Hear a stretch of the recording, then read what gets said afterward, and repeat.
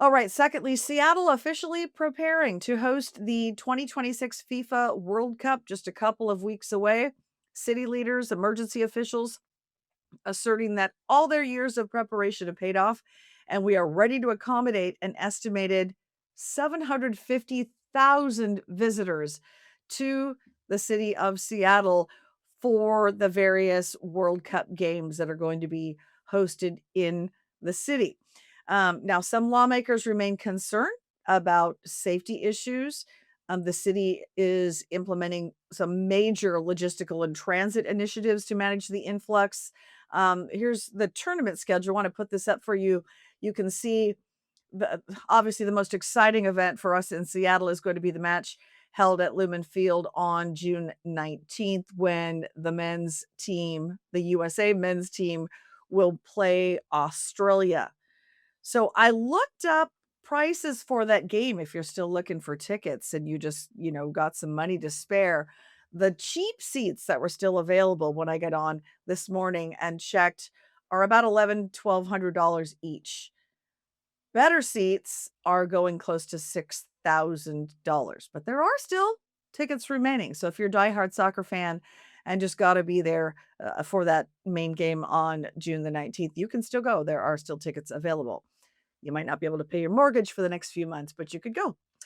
Um, I spoke, as I mentioned, with John Scholes, President and CEO of the Downtown Seattle Association, to see what their members are saying about the World Cup.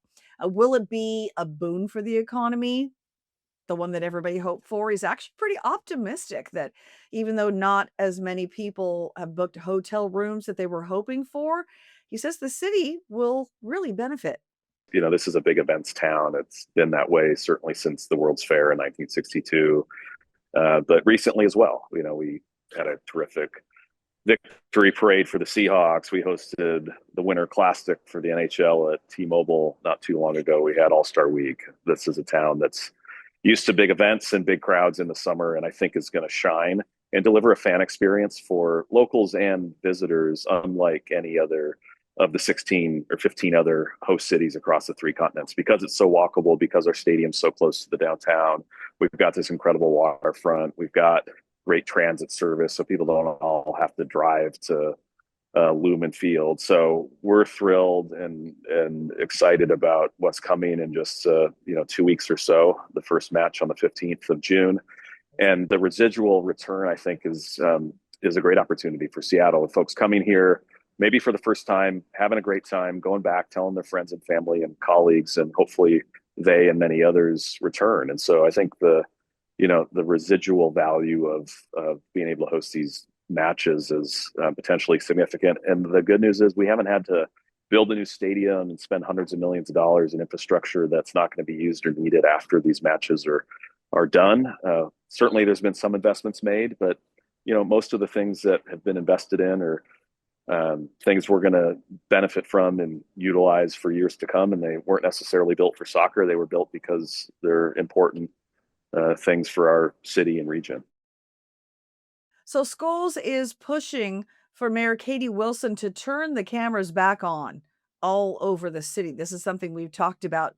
She ran on one of her campaign promises before she took office this year was going to be, I don't like the security cameras. I don't want federal officials getting a hold of that. I don't want it used in ICE, immigration enforcement. I don't want them tracking people. And she wanted all the cameras off. Well, that really backfired, especially when it came to how the Seattle Police Department responded. And to her credit, she's turned some of those cameras back on.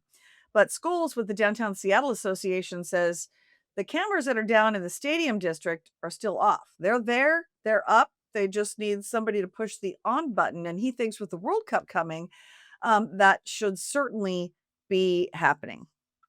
Cameras are clearly helping us solve crimes that otherwise wouldn't be solved, and helping us apprehend suspects who have, committed serious crimes that potentially wouldn't have been apprehended otherwise. I've never heard a juror, a victim of crime, or a prosecutor say, "Hey, we wish we had less evidence." And these cameras provide clear evidence, and they're helping our officers. And as we rebuild the police force and hire more officers, and we've been down, several hundred over these last couple of years from where we were in 2019. having this tool and technology is helpful. So I say more cameras. I'm glad the mayor has evolved her position and I think recognized the value of this system and has been listening and talking to a lot of people, and kept the ones we do have in place, which was, I think, somewhat potentially contrary to the position and some of what she said on the King Trail. So I commend her for, listening, evolving her position, taking on new information. I do think the ones by the stadium that have been installed, yeah, we should turn them on.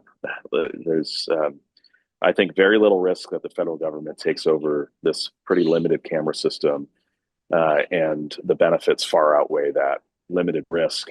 And we should remind ourselves we have lots of cameras that if the federal government really wanted to take them over, whether it's our traffic cameras or Port of Seattle or the Pike Place Market, or we've got cameras at City Hall. There's plenty of camera systems.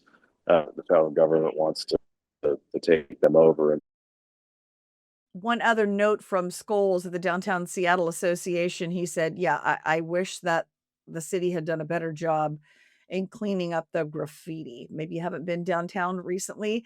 If you have, you it's all along the I-5 corridor, it's in the 99 corridor, the tunnels, it's even across the bridges, um, down on the waterfront. It's embarrassing. You've got all these people coming to check out Seattle, many of them likely for the first time, maybe people coming from overseas, where you don't find graffiti anywhere. So it's a blight on the city, and he wishes that the mayor had, done something more about that, and that DOT had done more about, cleaning that all up. But it hasn't happened. So, a little late for that to happen now because we've got the World Cup in just 2 weeks.